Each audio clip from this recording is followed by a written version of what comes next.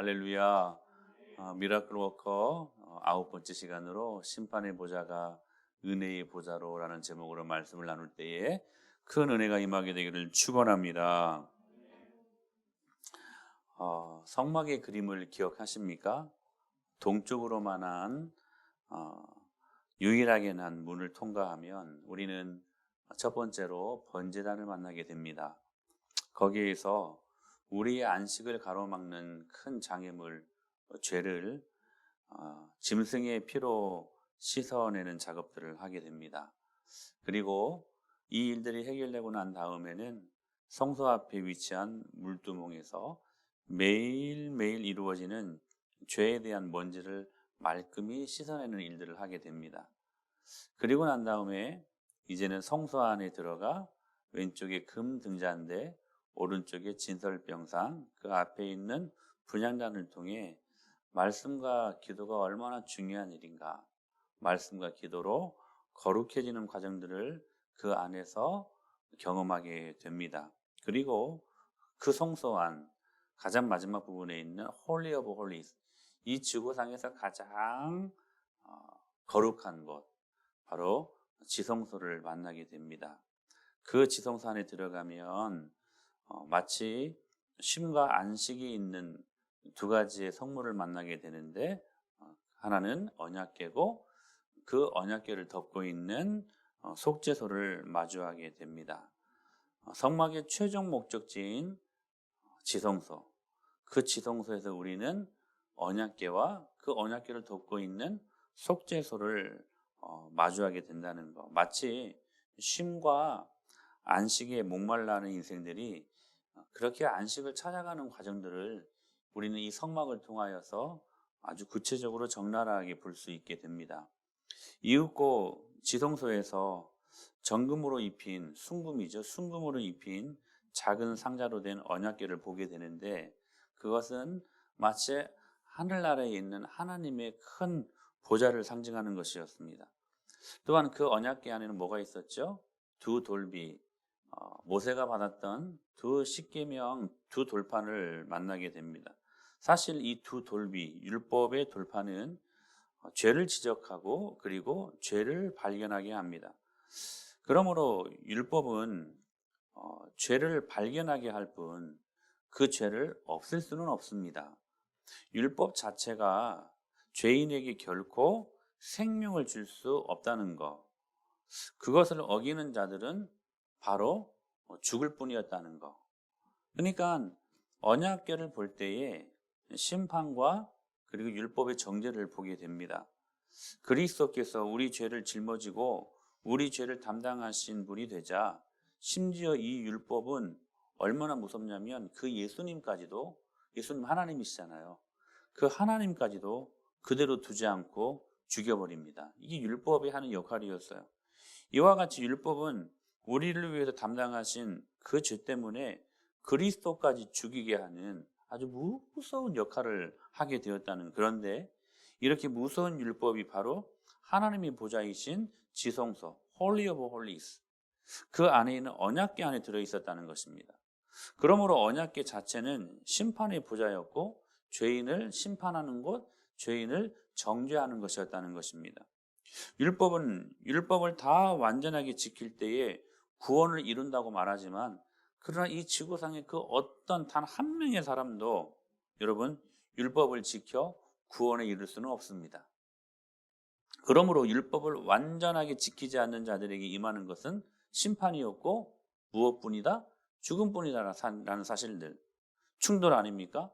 지성소가 제일 거룩한 곳이고 주님의 임재를 말하는 곳인데, 오히려 언약궤를 보면 공포와 그리고 심판을 보는 것은 무섭습니다. 그러므로 여기에서 하나님의 good idea, 좋은 아이디어가 하나 필요했습니다. 하나님 편에서 여기에서 분명히 하나의 대책을 마련하셔야만 하셨다는 사실들, 그래야 율법을 지킬 수 없는 당신의 택한 자녀들, 그 인간들을 향한 하나님의 심판으로부터 그들을 보호하실 수 있으셨기 때문이라는 사실들입니다. 그 대책이 뭐냐? 그 굿 아이디어가 뭐냐? 바로 속죄소입니다. 그 심판, 그 율법에 정죄하는 기능을 주님께서 덮기 위해 속죄소를 허락하셨다는 사실들입니다.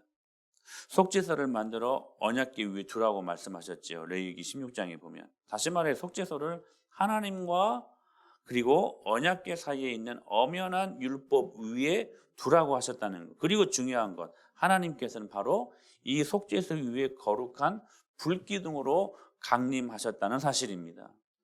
사랑하는 여러분, 우리 은혜마을교회가 왜 하나님의 교회로서 역할을 감당하고 이 은혜마을교회를 통하여서 하나님의 영광을 경험할 수 있냐면, 교회가 단순히 그냥 어떤 한 단체의 그냥 기관, 이게 아니라 오늘 이곳 가운데 하나님께서 십자가의 은혜로 속죄소를 허락하셨고, 이 속죄소 말씀을 증거할 때에 주님께서 직접 우리 교회 가운데 강림하시기 때문에, 할렐루야, 강림하시기 때문에 하나님의 교회는 어떤 음부의 권세도 여러분 이길 수 없는 능력을 가지고 있다는 거예요.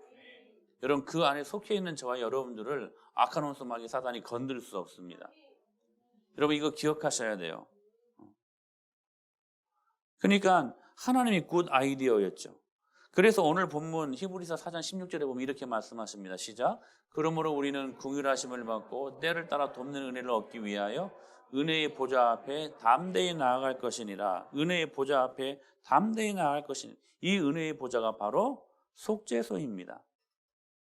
속죄소에 임한 긍휼과 풍성한 그 하나님의 은혜가 언약궤가 담고 있는 율법의 그 무서운 심판을 이긴 거라는 사실이에요. 바로 이 속죄소 때문에 우리는 그 지성소에서 인생의 참된 안식과 쉼을 경험하게 되었다는 사실입니다. 사실상 언약궤의 뚜껑으로 사용되고 있는 이 속죄소의 가장 큰 특징이 있어요.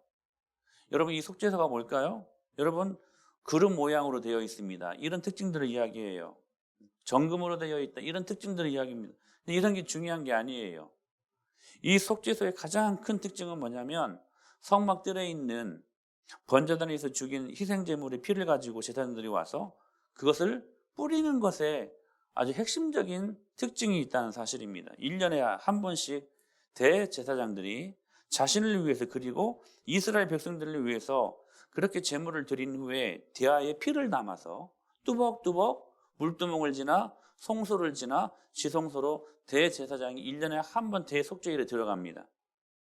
그리고 사망의 심판을 요구하는 그 율법 위에 놓여있는 속죄소 위에 그 담아갖고 갔던 그 피를 그 속죄소 위에 뿌리는 것이었습니다. 레위기 16장에도 그렇게 말씀을 하시죠. 그러므로 구름 기둥 속에서 이 언약궤 위로 하나님께서 내려오시면 이스라엘 사람들이 어겼던 그 율법을 보시는 것이 아니라, 그 율법의 죄의 얼룩진 상처와 얼룩진 아픔을 보시는 것이 아니라, 그렇게 문드러진 그런 부패한 모습을 보시는 것이 아니라, 율법을 보시는 것이 아니라 그 위에 뿌려진 속죄의 피를 보신다는 사실입니다. 우리는 이 율법의 정죄로 인해 여러분 허물과 죄로 완전히 죽었던 존재들 아니었습니까? 여러분, 이 사실들을 믿으십니까? 모든 은혜는 이것들을 인정할 때부터 은혜가 쏟아지는 것입니다.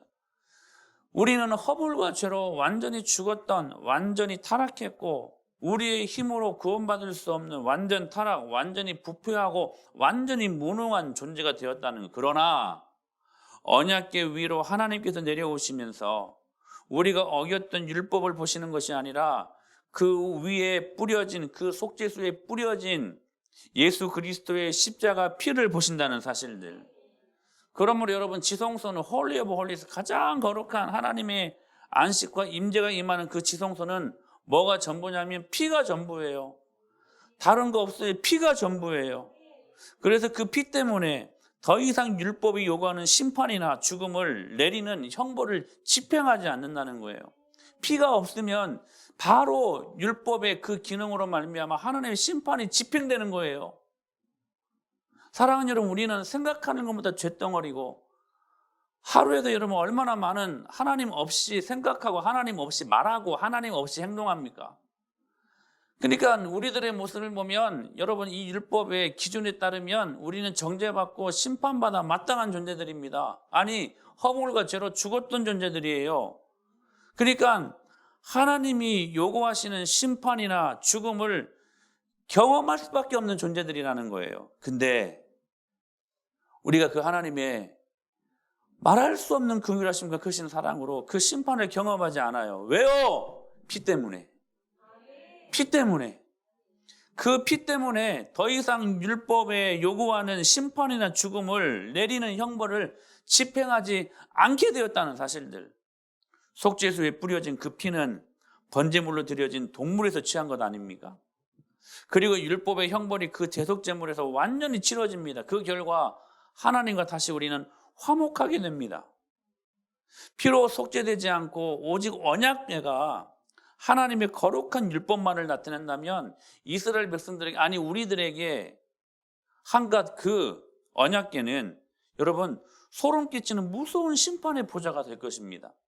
그러나 희생제물의 피를 뿌린 속죄소가 그 사이에 놓여져 있기 때문에 그것은 은혜를 베푸시는 하나님의 쉬운 소가 되었다는 사실들, 바로 거기에서 인생의 참된 쉼과 안식이 임하는 것이라는 거예요.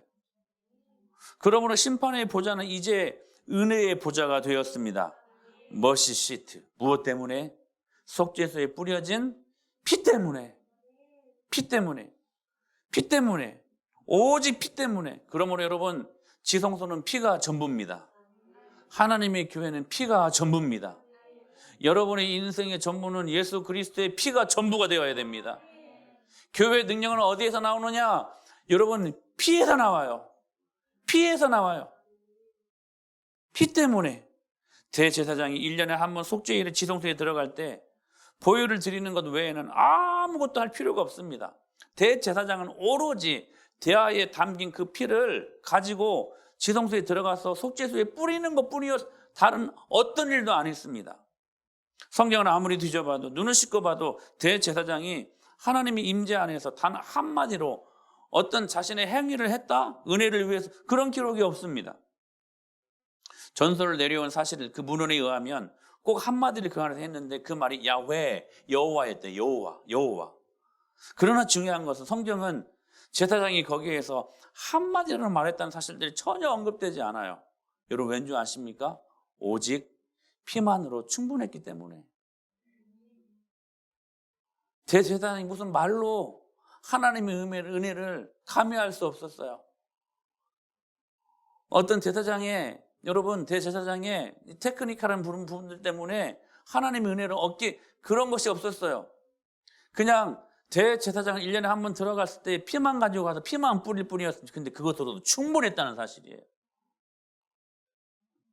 사랑하는 여러분, 우리 인생의 삶에 예수 그리스도의 피만으로도 우리는 충분합니다. 그런 믿음을 살아야 돼요. 교회는 그래서 여러분 예수 그리스도의 피만으로 충분한 곳이 되어야만 합니다. 다른 것들이 격가지로 들어올 때 그래서 교회가 타락하는 거야. 중세교회를 보십시오. 그리스도의 피가 없었어요. 피가 없었어요. 전통과 여러 가지 많은 인습들은 있었지만 피가 없었어요. 예수님의 피가 없었어요. 그러나 여러분, 성막 시대에 성막에서 사용되었던 피들은 짐승의 피였습니다. 여기 속죄소에 피를 뿌리는 것은 매년 속죄일이 되면 대제사장이 반복해서 되풀이했습니다. 황소와 염소의 피는 죄의 값을 치를 수 없었습니다. 그것은 오직 현재에 한해서만 죄를 가리는 것이었을 뿐, 그것은 오직 죄를 가리는데 그쳤을 뿐, 죄를 영원히 완전히 도말할 수는 없었다는 것. 그러나 진짜 우리의 죄를 영원히 도말하기 위해서 단번에 뿌려진 피가 있으니 바로 예수 그리스도의 십자가의 보혈의 피임을 믿습니다. 보배로운 피, 그리고 우리는 보혈이라고 하는 거예요. 십자가에서 흘리신 피. 그러므로 이 모든 것은 단순히 장차 오실 예수 그리스도에 대한 그림자에 불과했다는 것. 그래서 히브리서 10장 1절 그리고 4절에서 이렇게 말씀합니다. 시작. 율법은 장차 올 좋은 일의 그림자일 뿐이요 참 형상이 아니므로 해마다 늘 드리는 같은 제사로는 나오는 자들을 언제나 온전하게 할 수 없느니라. 이는 황소와 염소의 피가 능히 죄를 없이 하지 못함이라. 이는 황소와 염소의 피가 능히 죄를 없이 할 수 못함이라. 완전히 그 죄를 없이 못하였다라는 사실입니다. 그러나 10장 12절에서 시작. 오직 그리스도는 죄를 위하여 한 영원한 제사를 드리시고 하나님 우편에 앉으사. 할렐루야. 그래서 여러분, 제사장들은 성소 안에서 백성들이 가져오는 수많은 제물들, 그 피 계속해서 그거 다듬고 그 하나님께 드리기 위해서 그 안에서 얼마나 분주하게 서서 일했는지 몰라요. 성소 안에 의자가 있다는 말이 없어요.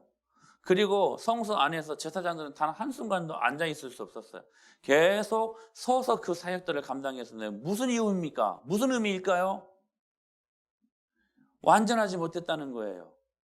그 제사가 오늘 또 내일 또 그 모레도 대속죄일은 올해도 내년에도 그 내년에도 계속 반복되는 것이었어요. 무슨 의미일까요? 완전하지 못하다는 거예요. 완전하다면 안 드려야지 그것으로. 근데 계속 반복해서 되풀이했다는 거예요. 그들이 드리는 황소와 염소의 피로 영원히 없이 하지 죄를 없이 하지 못했다는 거. 그래서 반복한 거. 그래서 계속 되풀이한 거예요. 그러나 우리의 대제사장 되신 예수 그리스도께서 죄를 위하여 한 영원한 제사를 드리시고 하나님 우편에 앉으셨다. 이제는 더 이상 예수님이 그 제사 때문에 서 있으실 필요가 없어요. 그래서 하나님 우편에 앉으셨느니라. 영원한 제사, 완전한 제사. 우리의 원죄를 씻기시는 단 한 번의 영원한 제사를 통하여 그 사역을 마치시고 하나님 우편에 앉으셨느니라. 예수님은 더 이상 서 있을 필요가 없어요. 그 제사를 되풀이할 수 없어요. 반복할 필요가 없는 거예요. 완전한 제사, 완전한 제사. 할렐루야. 율법 위 속죄소에 그리스도의 보혈이 뿌려진 것입니다. 주님은 로마서 3장 25절에서 이렇게 말씀하셨습니다. 시작. 이 예수를 하나님이 그의 피로써 믿음으로 말미암는 화목제물로 세우셨으니 이는 하나님께서 길이 참으시는 중에 전에 지은 죄를 간과하심으로 자기의 의로우심을 나타내려, 여기 화목제물이 있는데 이 화목제물이라는 단어가 헬라어로 힐라스테리온이라는 말입니다. 이 단어가 속죄소라는 단어입니다. 그러므로 이 말씀을 이렇게 번역합니다. 시작. 이 예수를 하나님이 그의 피로써 믿음으로 말미암는 속죄소로 세우셨어요. 할렐루야. 속죄소에 뿌려진 피는 다름 아닌 예수 그리스도의 보혈의 피라는 사실들. 히브리서 9장 12절에 이렇게 말씀하십니다. 시작. 염소와 송아지의 피로 하지 아니하고 오직 자기의 피로 영원한 속죄를 이루사 단번에 성소에 들어가셨느니라. 할렐루야. 사랑하는 여러분, 죄를 해결하기 위해 여러분이 할 수 있는 그 어떤 것도 없습니다. 오직 그러므로 피 앞에 나와야만 합니다. 그리고 그리스도의 피를 의지하십시오. 왜냐하면 그리스도의 보혈의 십자가의 피는 우리가 이 세상에서 마귀와 모든 유혹을 이기고 승리하는 관건이 되기 때문이라는 사실들. 여러분, 마귀는요 아무것도 두려워하지 않습니다. 그가 올마이티 하지는 않지만, 왜냐하면 하나님만 올마이티 하시죠. 올마이티, 전능. 근데요 악한 원수 마귀 사단도요 마이티한 존재예요. 올까지는 아니지만 마이티한 존재들이에요. 능력이 있어요. 권세가 있어요. 여러분이 힘이 있습니다. 그래서 우리가 은혜 받으면요, 우리가 믿음을 한번 좀 예상 옆으로 가라. 뒤에 성도님이 안 보인다. 좀 믿음으로 살아보려고 뭔가 이렇게 충만하게 한번 결단을 하면 악한 원수 마귀 사단이 마이티한 존재이기 때문에 반드시 그 능력으로, 여러분 그 충만함으로 여러분들을 꿰이고 여러분들을 넘어지게 그렇게 마구 후려대는 존재들입니다. 그게 악한 원수 마귀 사단이 능력이 있어요. 힘이 있어요. 그러나 그 마귀가 아무것도 두려워하지 않는데 딱 하나만 두려워합니다. 그게 뭐냐면 예수님의 피예요. 그러니까 여러분, 예수님의 피가 있는 보혈의 능력, 십자가의 능력이 충만하게 존재하는 하나님의 교회를, 그래서 주님이 세우신 교회는 음부의 권세가 이길 수 없다는 사실이에요. 사랑하는 여러분, 예수 그리스도의 보혈의 십자가의 피가 여러분 가정 안에 충만하게 될 때에 여러분, 음부의 권세가 여러분의 가정을 흔들 수 없습니다. 왜냐하면 아카노스 마귀사는 딱 한 가지 무서워하기 때문에, 십자가의 피, 십자가가 담겨지는 메시지, 설교를 두려워합니다. 성도들의 십자가가 묻어있는, 여러분 그 메시지를 담고 있는 여러분의 영혼들을 보고 아카노스 마귀사단은 손비빅사나요, 한 길로 들어왔지만 7길로 도망가는 역사가 일어나게 될 것을 믿습니다. 여러분, 예수 그리스도의 피, 십자가의 은혜가 여러분 가운데 충만하게 능력으로 나타나야 된다는 사실들, 그 은혜가 우리의 모든 허물과 죄를 다 덮어버렸다는 사실. 은혜 아니에요. 은혜 아니에요. 덮어버렸어요. 여러분, 그 율법의 심판과 그 율법의 기준대로 우리가 본다면 저와 여러분 이 자리에 있을 수 없어요. 죄송하지만. 그러나 여기까지 나올 수 있었던 거, 여기까지 우리가 올 수 있었던 거 한 가지예요. 그 율법의 정죄와 심판을 속죄소 예수 그리스도의 보혈의 피가 덮어버렸기 때문에. 은혜 아니야, 은혜. 그래서 우리는 여러분 은혜로 살아야 돼요. 은혜로 살아야 돼. 은혜로 살아야 돼. 호세아 선지자의 아내 고멜이 있었죠. 창녀 아니었습니까? 이 고멜이 낳은 둘째 딸 이름이 로루하마입니다. 로루하마. 무슨 의미일까요? 로, 두 단어가 붙은 단어인데, 로, 영어로 no. 아니다, 부정어예요. 루하마가 진짜 이름인데, 이 루하마가 무슨 말이냐면 긍휼히 여기다. 궁율, 멋이, 불쌍히 여기다. 은혜라는 말이에요. 근데 그 앞에 뭐가 붙었어요? 로가 붙어요. 로루하마. 그러니까 긍휼이 있다 없다? 없다. 은혜가 있다 없다? 없다는 거예요. 은혜가 없다는 거예요. 죄를 범한 이스라엘, 그 언약궤 안에 율법의 기준대로 보면 죄를 범한, 하나님을 떠나고 배교하고 배신하고 침을 뱉고 떠난 그들에게 하나님의 은혜는 있을 수 없어요. 오히려 심판의 대상이야. 죽을 수밖에 없는 존재들이야. 죄로 말미암아. 그게 율법이고, 그게 하나님의 거룩이고, 그게 하나님의 공의이고, 그게 언약궤예요. 그런데 하나님의 한량없는 은혜와 긍휼하심에 그 사랑의 크기를 한번 보십시오. 크기를 한번 보세요. 보실래요? 시작. 그러므로 보라, 내가 그를 타일 거친 들로 데리고 가. 타일을 필요가 없어요. 바람나서 나간, 자기 싫다고 바람나서 침 뱉고 조롱하고 그렇게 업신여김이 떠난 그 아내를 향하여서, 그 아내를 향해 찾아가서 그를 위로하고 그를 타일로 보기도 하고.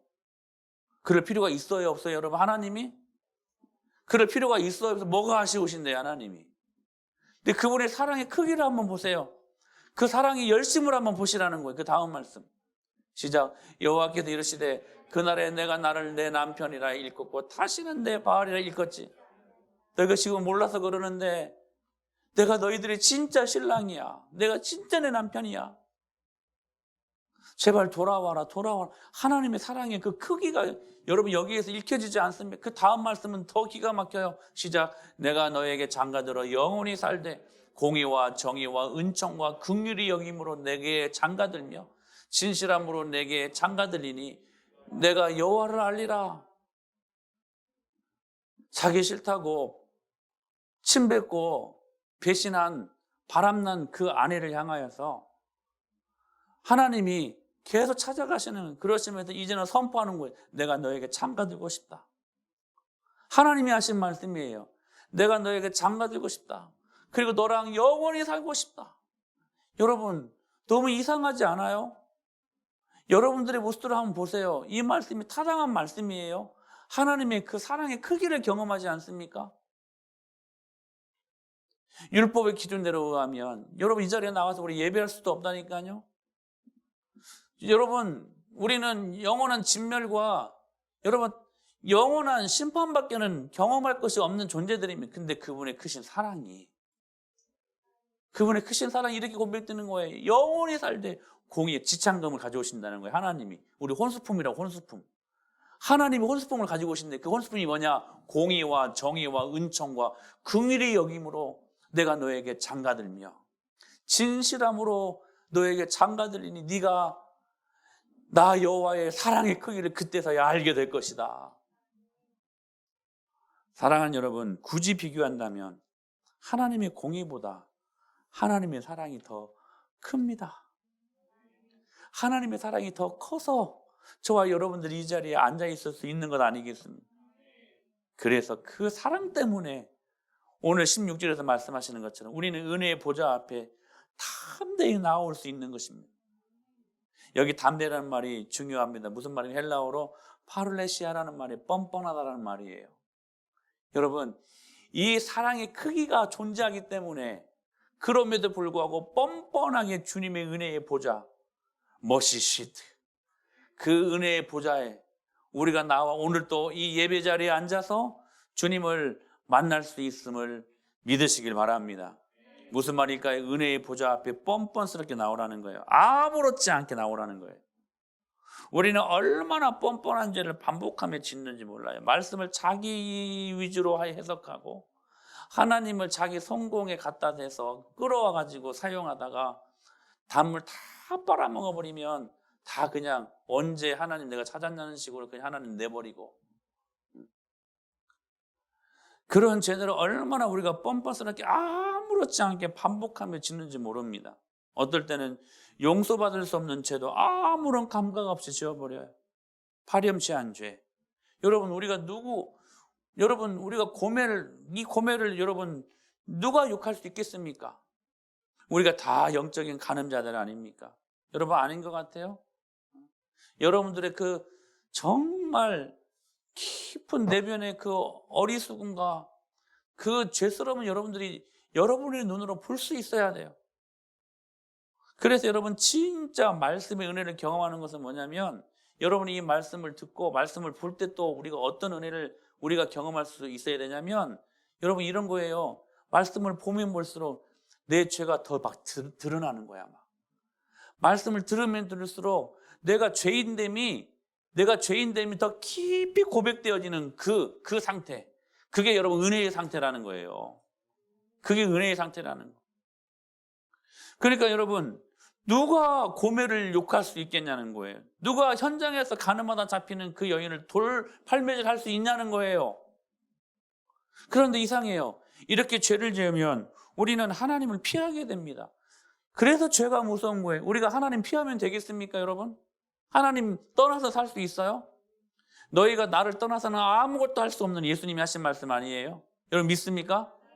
믿습니까? 여러분, 하나님을 우리는 떠나서 살 수 없어요. 하나님 피하면 안 돼요. 근데 죄가요, 하나님을 피하게 만든다는 사실이에요. 죄가 피하게 만든다는 사실들. 아담이 선악과를 따먹고 난 후에 첫 번째 반응이 뭐예요? 하나님을 피합니다. 이렇게 해요. 시작. 그들이 그날 바람이 불 때 동산에 거니시는 여호와의 하나님의 소리를 듣고 아담과 그의 아내가 여호와 하나님의 낯을 피하여 동산나무. 여러분, 하나님과 아담의 사이는 이런 관계가 아니었어요. 둘도 없는 사이였어. 쉽게 말하면 하나였어. 한 몸이었어. 근데 죄를 딱 범하고 나니까, 선악과를 딱 따먹고 나니까 첫 번째 아담이 범했던 반응이 뭐예요? 하나님의 얼굴을 피하여 동산나무에 숨어버려요. 이게 죄가 주는 아주 무서운 기능이라는 거예요. 제가 언젠가도 말씀드렸는데요. 병원에 갈 때 제가 당뇨와 고지혈, 고혈압 이런 게 있잖아요. 내가 운동 열심히 하고 식단 잘 관리하면, 그래서 이제 피 검사하러 가면 마음속에요, 즐거움이 있어요. 빨리 피 검사하러 가야지. 분명히 좋아졌을 거라는 생각이 있거든. 근데 그렇지 못했을 때 식단 조절도 안 되고 운동도 안 하고, 그래요. 갈 때는요, 약이 며칠만 남았는 거 그것만 봐. 그러니까 가는 게 어려워요. 가는 게 쉽지 않아요. 가면 또 뻔한 소리 들으니까, 무서운 소리 들으니까. 여러분, 하나님 앞에 죄를 짓잖아요. 그러면 하나님 앞에 나아가기 싫어요. 혹시 여러분 오늘 오실 때 부부싸움하고 오지 않았어요? 한번 손 들어보실래요? 라고 말하면 찔리시는 분들 계실 수 있어요. 여러분, 이런 일들이 참 많아요. 은혜 받게 하기 위해 하나님이 예비하신 그 자리에 나오는 것을 누가 알아요? 사단이 알아요. 그래서 은혜 받지 못하게 하려고 꼭 그렇게 일하는 놈이 사단이에요. 사단이에요. 어떤 분들 그래 이혼할 것처럼 싸우고 나와요. 주일날 나올 때 예배 자리에 이혼할 것처럼 싸우고 나와. 여러분 그 차 안에서 교회에 오고 싶어요? 예배 드리는 게 마냥 막 좋아요. 그럼 정신 이상자지. 나 오늘 은혜 받아야지 막 하고 막 싸우고 난 다음에 더 기뻐서 나와요? 아니요, 교회 나오기 싫어요. 교회에 여러분 하나님 얼굴 보기 싫어요. 그게 죄가 주는 기능이라는 거예요. 그런데 그래서 내가 이렇게 예배한들 하나님이 내 예배를 받으시겠어? 양심이 있지? 그래서 여러분 그 하나님의 얼굴 그 낯을 피해버리면 사단에게 넘어가는 것이라는 거야. 그때 주님 말씀하세요. 담대하게 나와라. 무슨 말씀이냐면 아무렇지 않게 생각하고 그래도 나와야 된다는 거야. 뻔뻔하게 그래도 나와야 된다는 거예요. 아무리 부부싸움을 하고 뭐 난리 굿을 폈어도 굿하면 안 되지. 그래도 나와야 돼. 나와야 돼.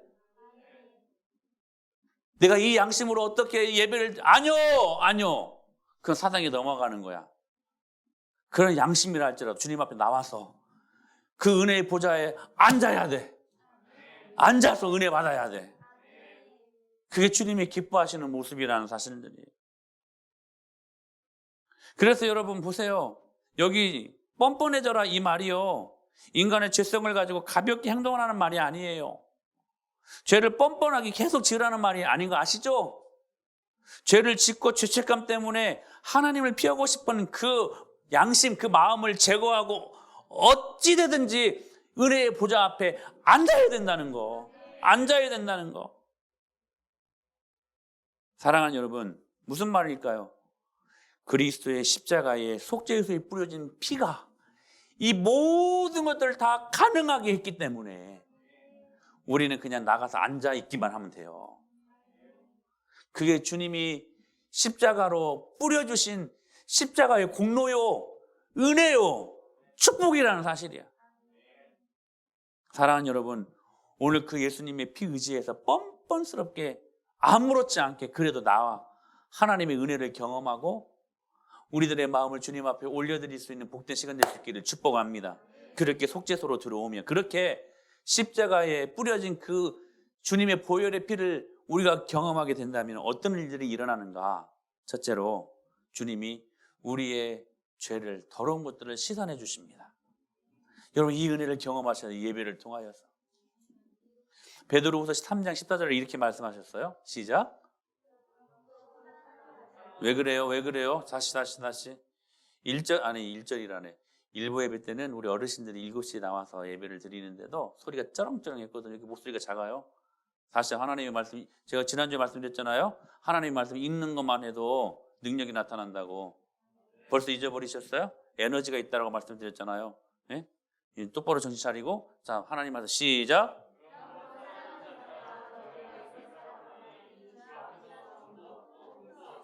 평강 가운데서 나타나기를. 자 보세요. 점도 없고 흠도 없이 평강 가운데서 나타나기를 힘쓰라라고 말씀하십니다. 하나님은 우리의 점도 씻어내 주시고 우리의 흠도 씻어내 주시는 분이십니다.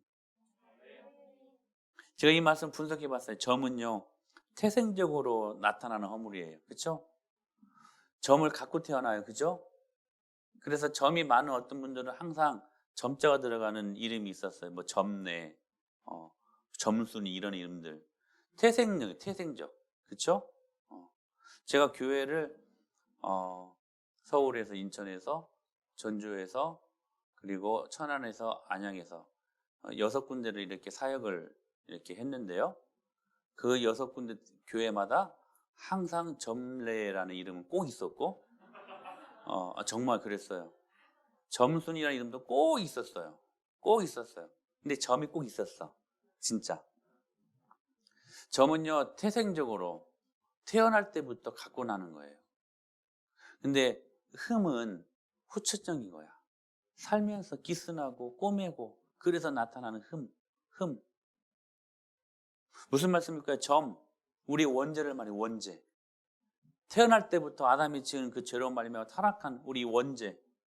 여기 흠은 뭐냐면 그럼에도 불구하고 계속 살면서 지은 자범죄.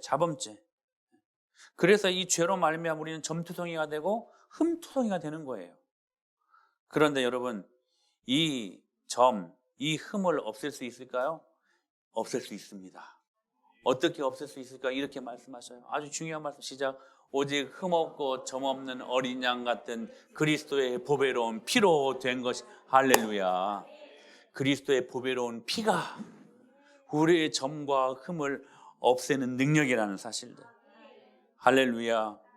여러분, 힘쓰고 애씀이 아니에요.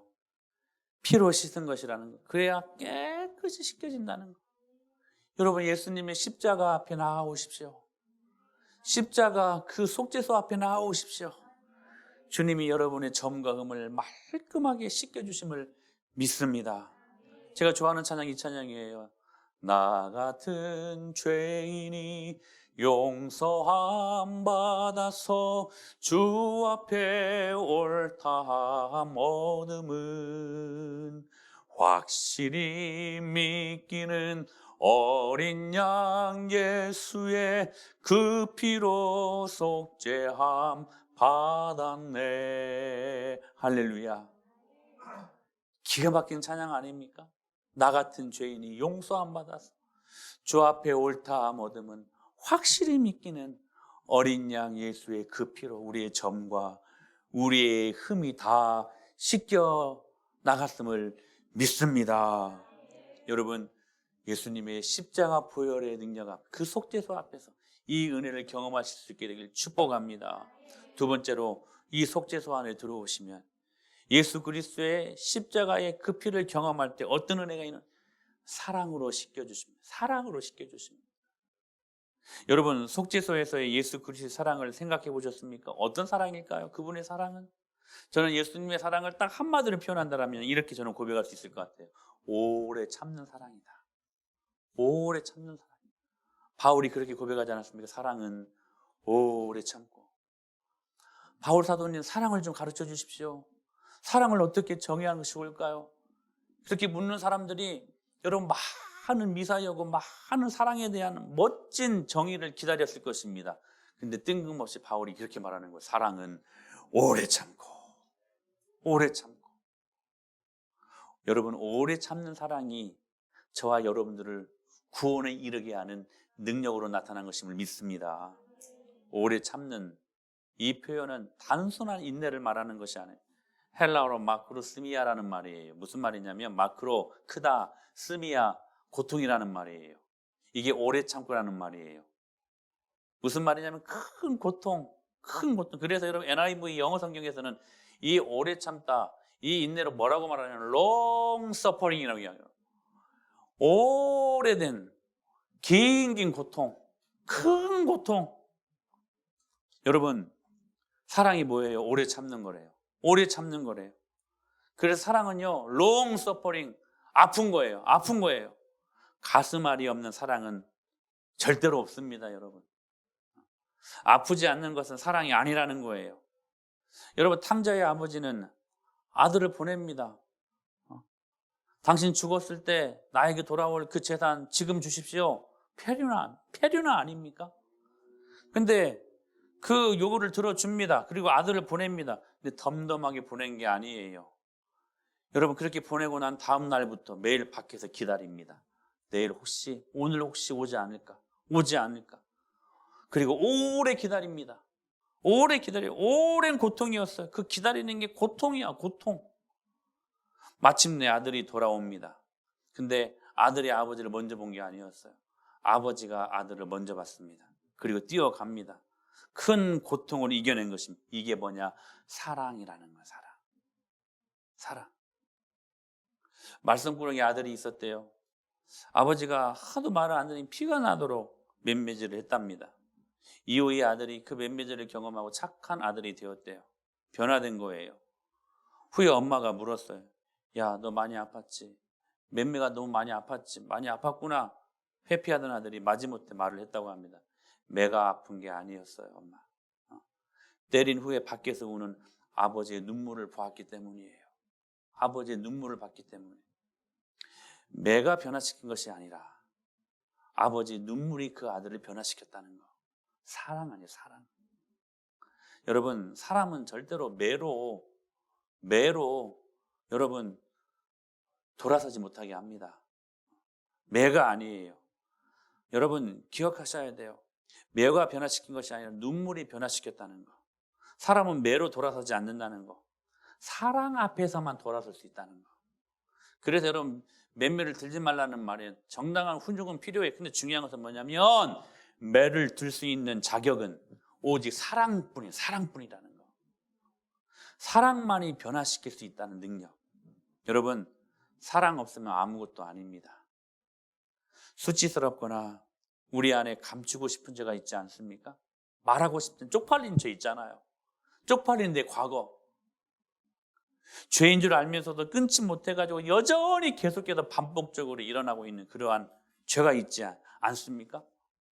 넘어지고 엎어지고 흔들리고 부끄러운 시간들이 있지 않습니까? 내가 아무리 내 자신을 생각해봐도 용서할 수 없을 만큼 넘어졌던 모습들, 지금도 계속 이어지고 있는 모습들, 그 현실보다 그럼에도 불구하고 더 큰 건 뭐냐? 오늘 나를 사랑하셔서 십자가로 우리를 살려주시고 오늘도 끊임없이 그 십자가 앞에 나오는 자들을 용납해 주시고 끊임없이 하나님이 사람 되게 하시는 그 십자가가 우리에게 결론이 아니겠느냐는 것입니다. 나는 주님에게 신실하지 못한 때가 너무 많이 있었지만 주님은 여전히 우리 앞에 신실하셨습니다. 나는 주님께 약속을 어긴 때가 있었지만 우리 예수님 나에게 한 약속을 단 한 구절도 어긴 적이 없는, 여러분 누가 우리를 그리스도의 사랑에서 끊을 수 있겠습니까? 누가 우리를 그리스도의 사랑에서 끊을 수 있겠습니까? 그러므로 여러분 아무리 우리가 뻔뻔한 죄를 지어도 하나님께 구하십시다. 그 끝없는 은혜와 넘치는 사랑이 속죄소에 십자가의 피로 뿌려졌으니 거기서 주님의 피가 나를 씻어주시고 주님만 하시는 나의 상처와 죄가 씻겨지고 거기에서 주님만 하실 수 있는 숨어있는 우리들의 죄의 핵심 감정 쓴뿌리의 용서 회복의 은혜가 그 깊은 십자가의 속죄소 십자가의 그 은혜 가운데 하나님의 영광을 경험하는 한 주간이 될 수 있게 간절히 축복합니다. 그때 심판의 보좌가 은혜의 보좌가 될 줄로 믿습니다. 은혜를 믿음으로 받고 십자가 앞에 뚜벅뚜벅 나아가서 단순히 십자가 이론이 아니라 관념이 아니라 좋은 그냥 철학 정도가 아니라 오늘 이 십자가의 은혜가 나를 변화시키고 나를 움직이게 하고 할렐루야 그 십자가의 이름을 실제로 경험하는 여러분들이 될 수 있게 되기를 간절히 축복합니다. 이 능력이 있어야 되지 않겠습니까? 이게 안 되면 주님 앞에 금식하면서 주님 앞에 주님 만나게 해달라고 여러분 그때 여러분들이 몸부림치고 여러분 그때 여러분들이 정말 미친 사람처럼 주님 매달려야 돼요. 그때 하나님 여러분 만나 주실 것입니다. 만나 주실 것입니다. 그 복된 한 주간을 살기를 결단하며 이 시간 다 같이 일어나셔서 주님 앞에 찬양하심으로 영광 올려드리겠습니다.